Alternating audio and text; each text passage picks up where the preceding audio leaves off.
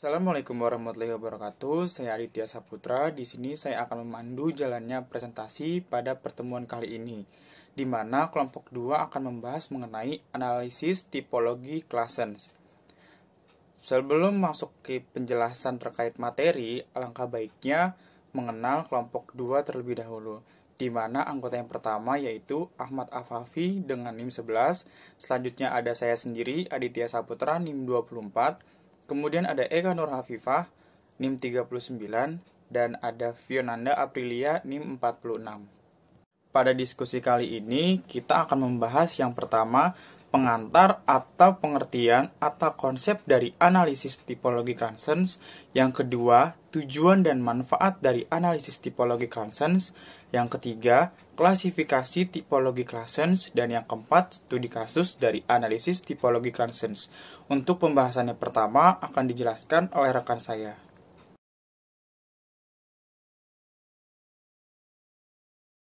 Alat analisis tipologi Claessens digunakan untuk mengetahui gambaran tentang pola dan struktur pertumbuhan ekonomi masing-masing daerah. Tipologi Claessens pada dasarnya membagi daerah berdasarkan dua indikator utama, yaitu pertumbuhan ekonomi pada sumbu vertikal dan rata-rata pendapatan per kapita pada sumbu horizontal.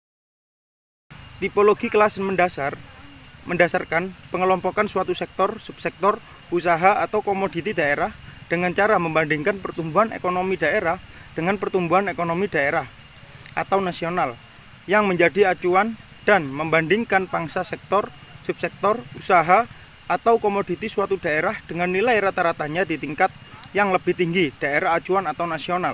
Hasil analisis tipologi Claessens akan menunjukkan posisi pertumbuhan dan pangsa sektor, subsektor, usaha atau komoditi pembentuk variabel regional suatu daerah.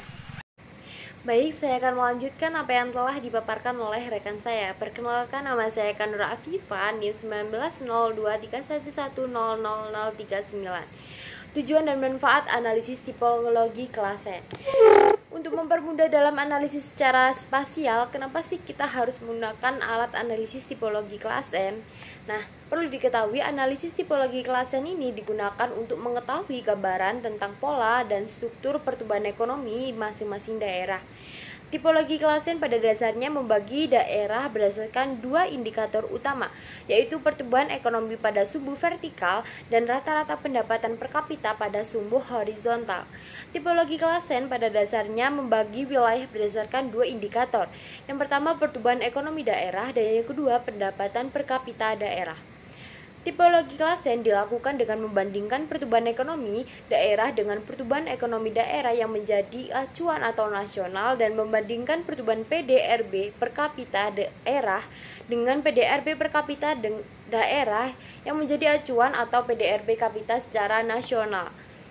Menurut Kuncoro menjelaskan bahwasanya dengan menggunakan alat analisis ini diperoleh 4 karakteristik pertumbuhan ekonomi di masing-masing daerah, yakni yang pertama daerah maju dan bertumbuh cepat atau disebut dengan rapid growth region, daerah maju tetapi tertekan retarded region, daerah sedang bertumbuh growing region, dan yang terakhir daerah relatif tertinggal relative backward region.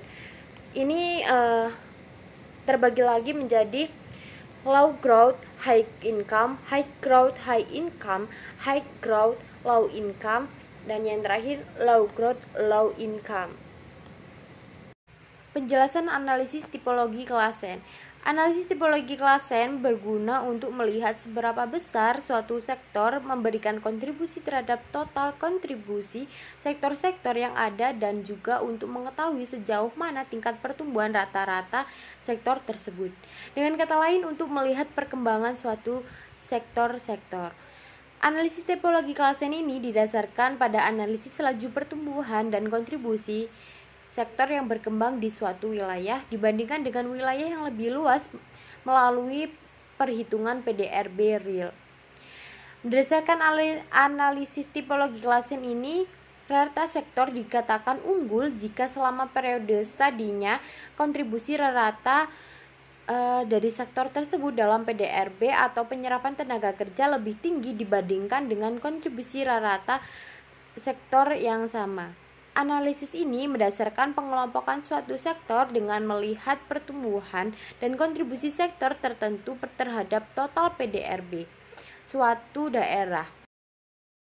Dengan menggunakan analisis tipologi klasen, suatu sektor dapat dikelompokkan ke dalam 4 kategori, yaitu sektor prima, sektor potensial, sektor berkembang, dan sektor terbelakang.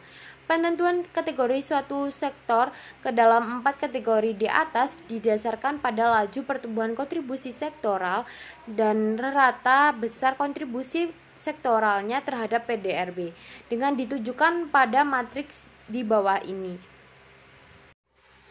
Untuk slide selanjutnya akan dijelaskan oleh rekan saya, yakni Fionanda Aprilia. Baik, saya Fiananda Aprilia akan melanjutkan presentasi dari kelompok saya. Pembahasan yang akan saya jelaskan yaitu mengenai klasifikasi tipologi klasen. Jadi, di dalam klasifikasi tipologi klasen itu ada 2 pendekatan yang digunakan, yaitu pendekatan sektoral dan juga pendekatan daerah. Nah, yang pertama yaitu klasifikasi tipologi klasen pendekatan sektoral. Menurut Syafrizal pada tahun 1997, sektor ekonomi itu dapat diamati menggunakan analisis tipologi klasen itu dapat dibagi menjadi 4 klasifikasi. Yaitu yang pertama, sektor cepat maju dan cepat tumbuh. Yang dimaksud dengan sektor cepat maju dan cepat tumbuh yaitu sektor dengan nilai laju pertumbuhan PDRB itu lebih tinggi dibandingkan dengan nilai laju pertumbuhan PDRB daerah yang menjadi acuan secara nasional dan juga memiliki kontribusi sektor terhadap PDRB itu lebih tinggi dibandingkan kontribusi sektor PDRB daerah yang menjadi acuan secara nasional. Yang kedua yaitu sektor maju tapi tertekan. Apa yang dimaksud dengan sektor maju tapi tertekan? Yaitu sektor yang memiliki nilai pertumbuhan PDRB itu lebih rendah jika dibandingkan dengan pertumbuhan PDRB daerah yang menjadi acuan secara nasional. Namun, untuk kontribusinya itu, sektor tersebut memiliki kontribusi terhadap PDRB lebih tinggi jika dibandingkan dengan kontribusi sektor terhadap PDRB daerah yang menjadi acuan secara nasional. Yang ketiga yaitu sektor berkembang cepat. Apa yang dimaksud dengan sektor berkembang cepat? Yaitu sektor yang memiliki nilai laju pertumbuhan PDRB itu lebih tinggi jika dibandingkan dengan nilai laju pertumbuhan PDRB daerah yang menjadi acuan secara nasional. Namun, untuk kontribusinya ini, nilai kontribusi sektor terhadap PDRB itu lebih rendah daripada nilai kontribusi sektor terhadap PDRB daerah yang menjadi acuan secara nasional. Dan yang keempat yaitu sektor relatif tertinggal. Apa yang dimaksud dengan sektor relatif tertinggal? Yaitu sektor yang memiliki nilai pertumbuhan PDRB itu lebih rendah jika dibandingkan dengan nilai pertumbuhan PDRB daerah yang menjadi acuan, serta memiliki kontribusi terhadap PDRB lebih rendah juga dibandingkan dengan kontribusi PDRB daerah yang menjadi acuan. Makanya dinamakan masuk ke dalam klasifikasi sektor relatif tertinggal.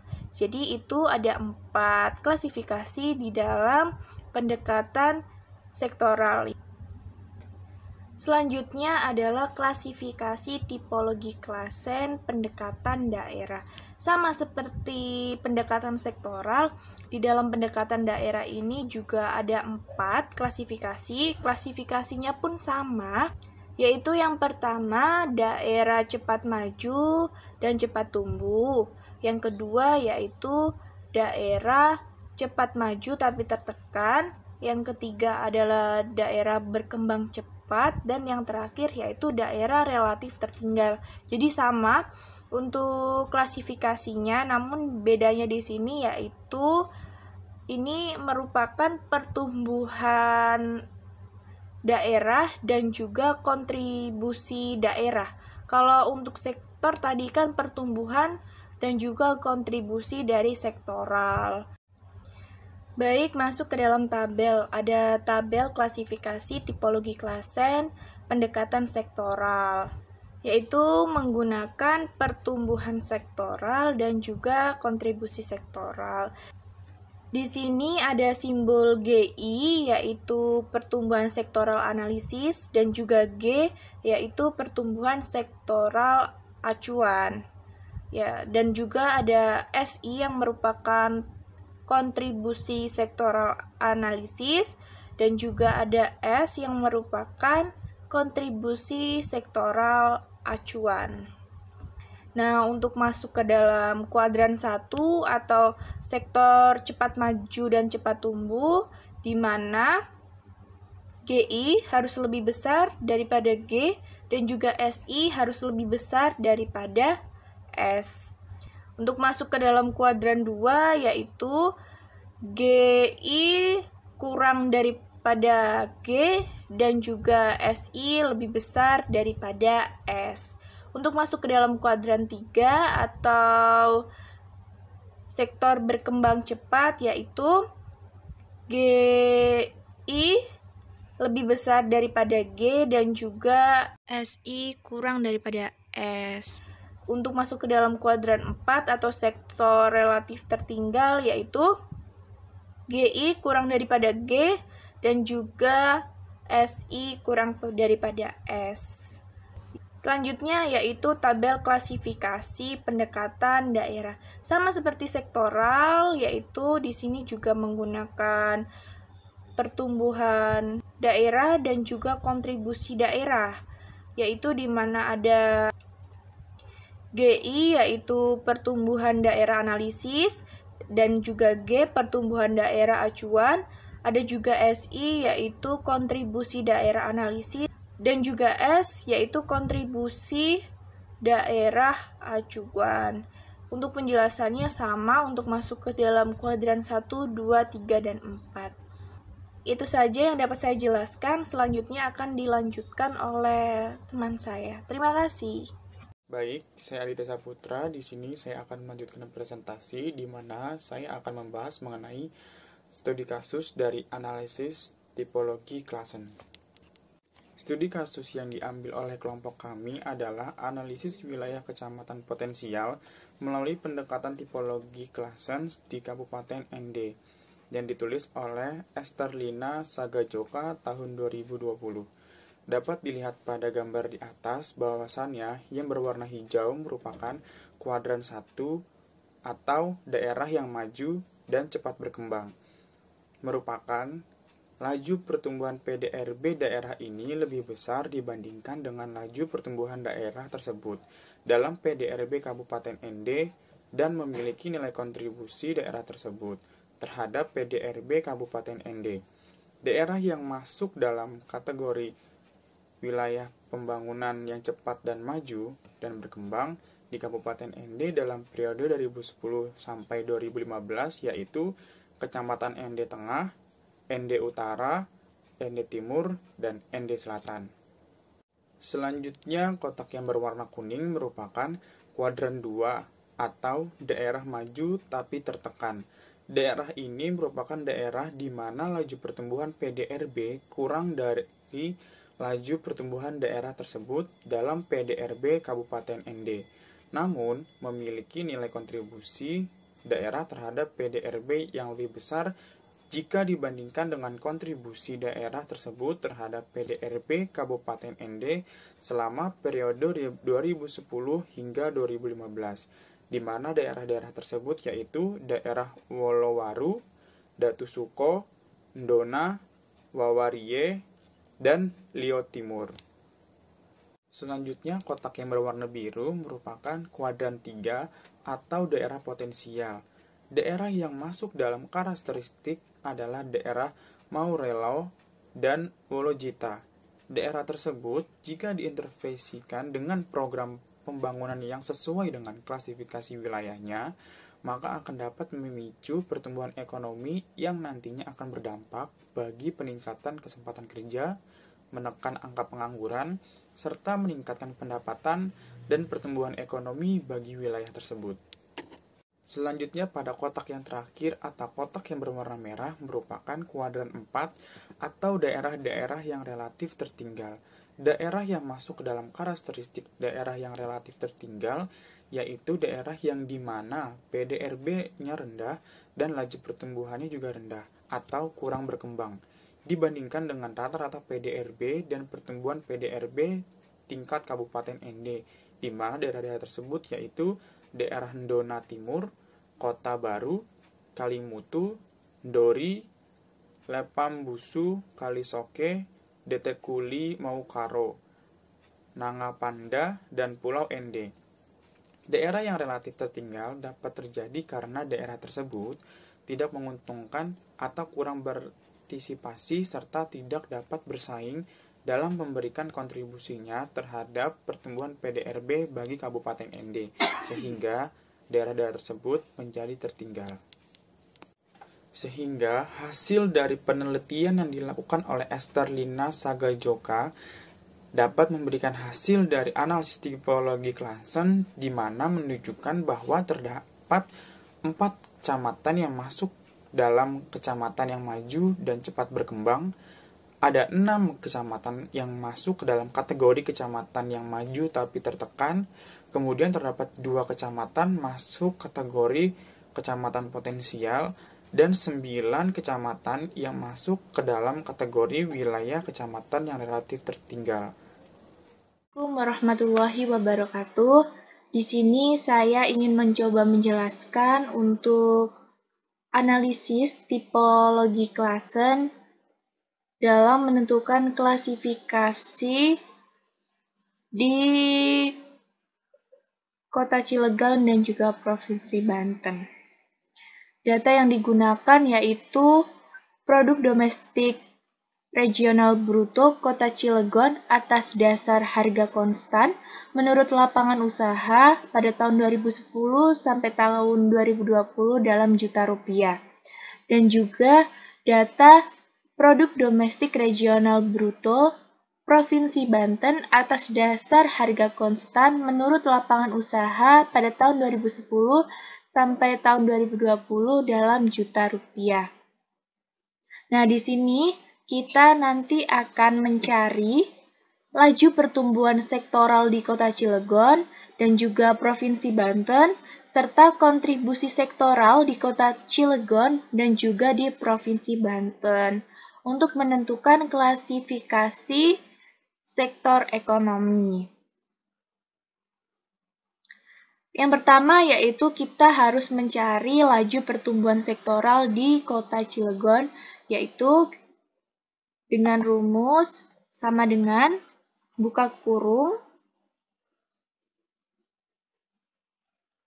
tahun akhir dikurangi dengan tahun awal, tutup kurung, dibagi dengan tahun awal, dikali 100. Karena untuk mendapatkan hasil dalam persen pada sektor pertanian, kehutanan, dan perikanan.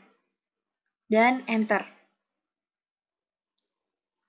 Begitupun di tahun 2011 dan juga 2012 maupun di sektor yang lainnya, mulai dari sektor pertambangan, penggalian, sampai dengan jasa lainnya. Untuk mempercepat, kita bisa langsung tarik saja seperti ini,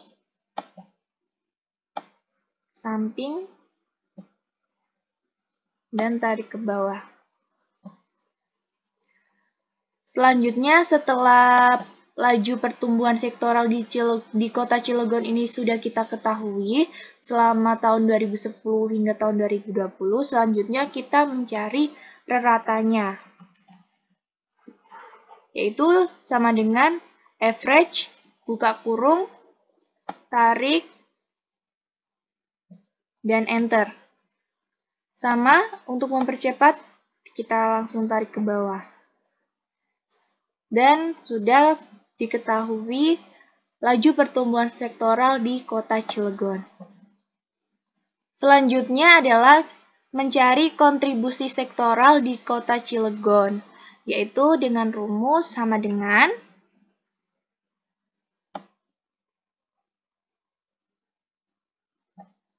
nilai sektor pertanian, kehutanan, dan perikanan di tahun 2010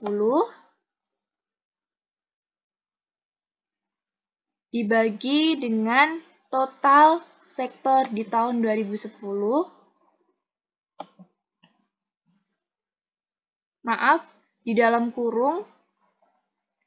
Setelah itu sama dikali dengan 100 untuk mendapatkan hasil dalam bentuk persen. Nah, untuk yang kontribusi sektoral di Kota Cilegon ini, kita hanya bisa menarik ke samping. Karena untuk pembaginya kan kita sama-sama menggunakan total dari produk domestik regional bruto di tahun yang dicari.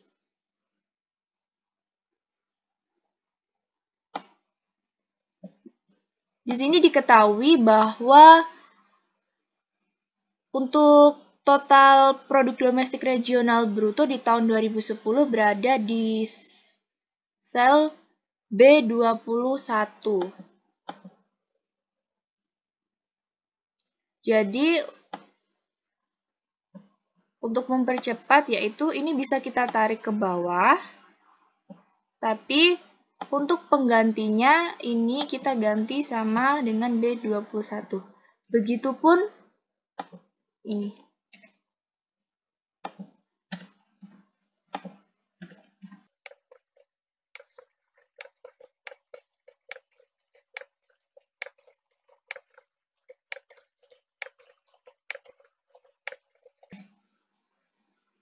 Sudah diketahui hasil dari kontribusi sektoral di Kota Cilegon pada tahun 2010. Untuk mempercepatnya yaitu kita tinggal tarik ke samping. Jadi tidak boleh ditarik ke bawah, tapi ditarik ke samping. Seperti ini. Dan satu-satu per sektor.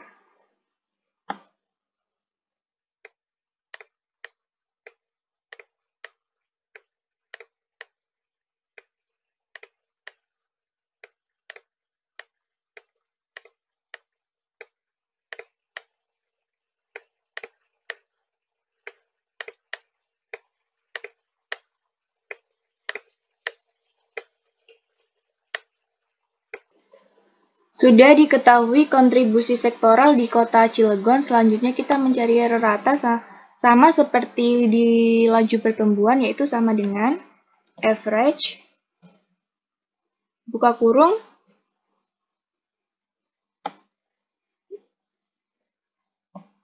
dan enter.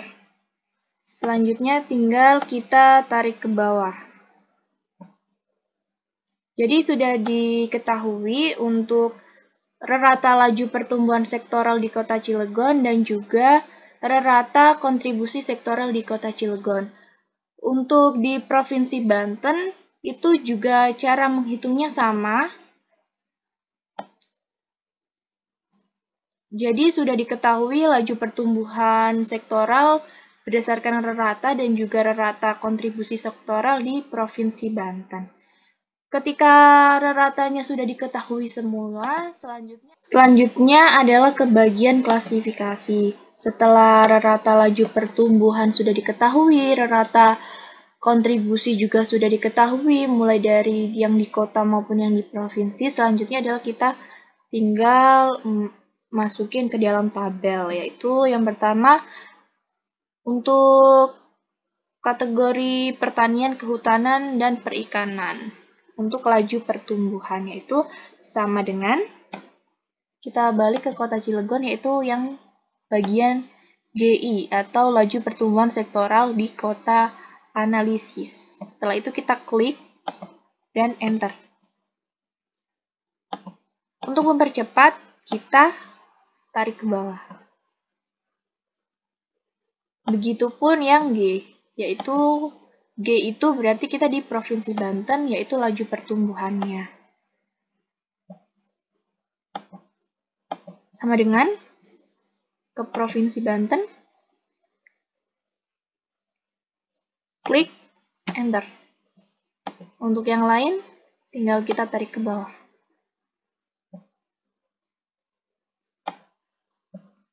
Untuk yang SI, kita balik ke kota Cilegon.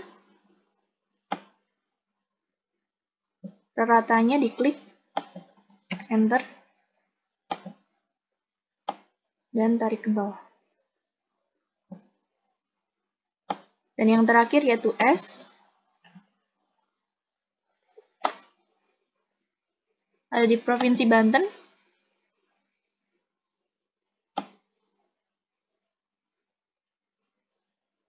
Kita klik ratanya, enter,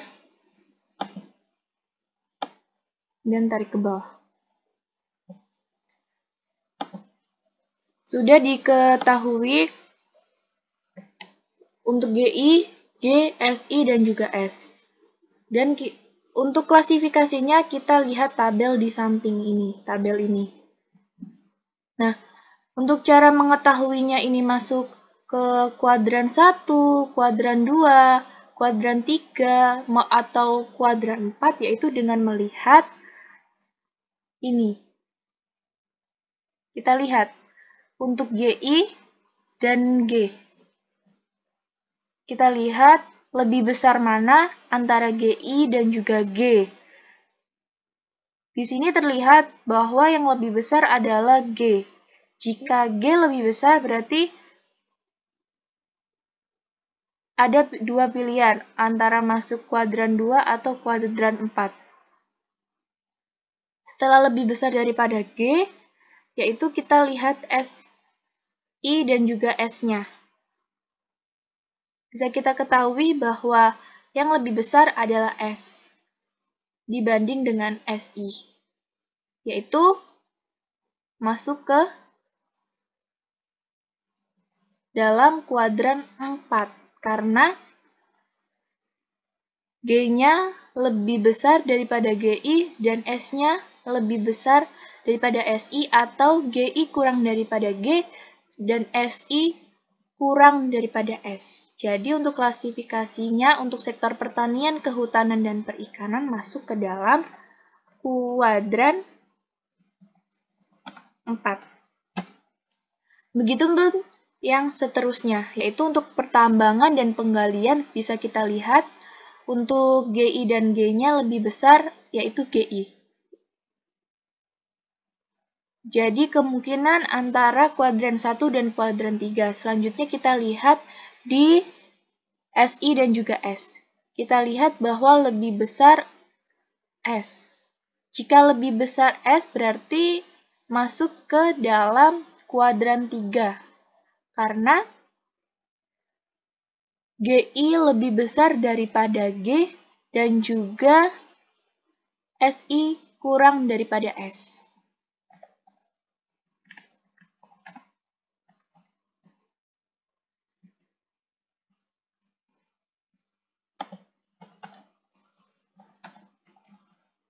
Begitupun seterusnya sampai kepada sektor yang terakhir. Setelah mengklasifikasi masing-masing sektor, dapat diketahui bahwasannya ada 2 masuk ke dalam klasifikasi kuadran 1, ada 1 sektor yang masuk ke dalam kuadran 2, ada 6 sektor yang masuk ke dalam kuadran 3, dan ada 8 sektor yang masuk ke dalam kuadran 4.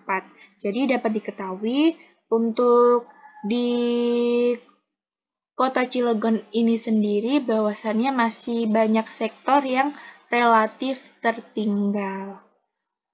Yang dapat diketahui dari analisis tipologi klasen.